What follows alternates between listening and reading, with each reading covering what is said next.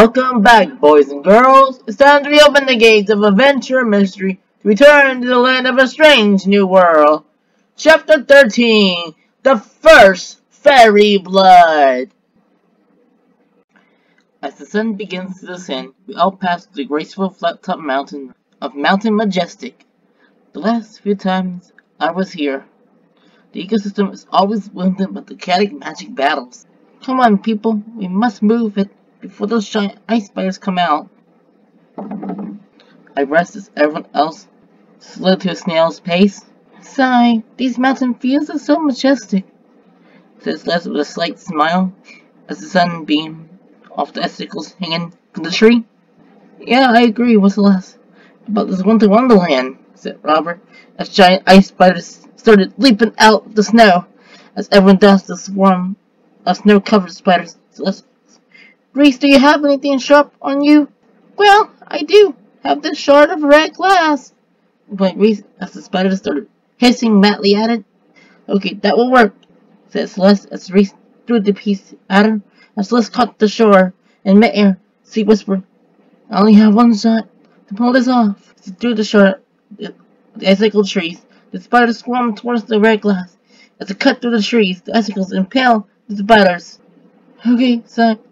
I think it's time to leave, said Robert with a dazed voice, as we walked down the mountains and into Darksparent Woods, also referred to as Echo Forest by the isolated natives that live here. As we strolled past the Easter Island Heads, fog emerges from the scariest forest in Midville, which is very impressive due to there's many creatures that can kill anyone in this world. As the arrow flew towards the tree, Robert ripped the note from it and read, If you're outsiders, please leave now. As Robert and his sister started to fear this forest, a light brown-haired woman in a sparkly red dress appeared in the fog. Mom, is that you? Said Reese as he followed her. As Robert ran after his sister, me and Celeste encountered our house. Had the same unkept lawn and boring blue paint. As me and Celeste walked inside, a friend dressed in blue saying, Happy birthday to you.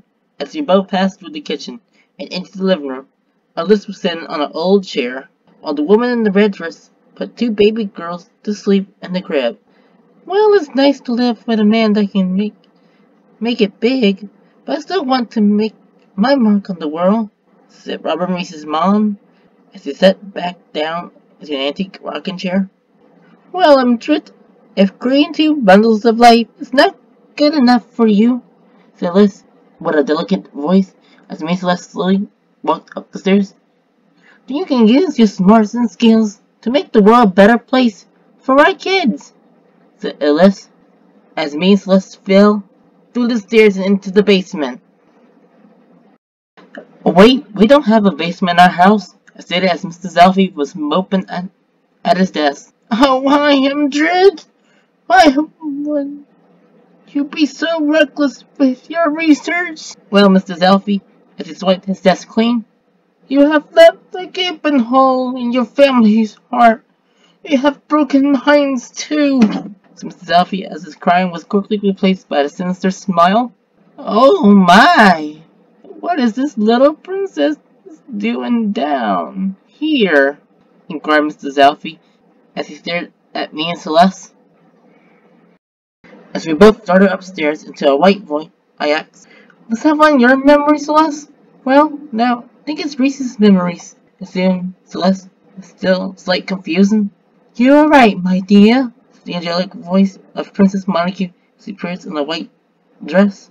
Celeste, you and Reese are forgetting due to you both did a synchronized dive into the pond of knowledge, stated Princess Montague, as both memories of Midville and Medallion City appeared around us. Okay, Montague, if you're so all-knowing, where is the third piece of the Black Crown?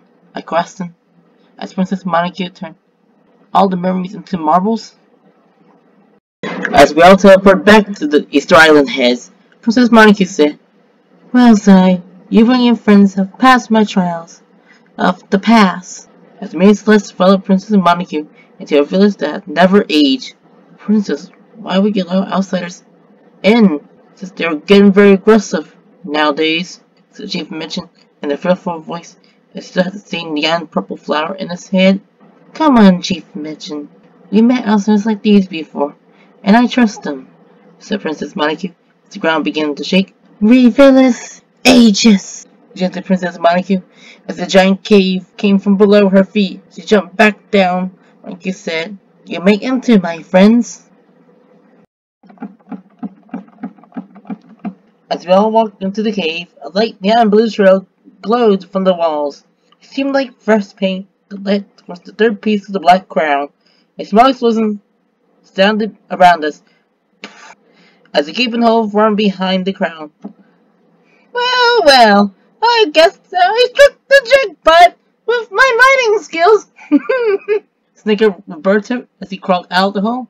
As I drew my sword out, I grilled, Roberto, how did you even get in here? As Roberto stood and dusted himself off, he said, Well, since Princess Montague let outsiders in. As Roberto grabbed the third piece of the crown, he claimed, Thank you, Sai, for all you have done here. Without you, Prince Marvelous would not be impressed by my work. Added Roberto as he teleported with a purple cloud of smoke. As all the smoke dispersed, I withdrew my sword. Ah! I will not allow this silver snake to get away so easily, screamed Princess Montague as the cave crumbled apart. Please, please, do not exceed your powers with a curse, Princess, said Chief Mitchin as he stumbled over the rubble. Come on, Chief Mitchin, I will not do that to you again. But I do have a different plan in mind, said Princess Montague in a calm-down manner as he formed a portal to the Dream Zone. Wait, Princess, what to do about these outsiders? Asked Chief Mitchin as Princess Montague stepped to the portal. Just prepare them for tonight, and they'll be out of your hair by tomorrow, said Princess Montague as the portal closed behind her.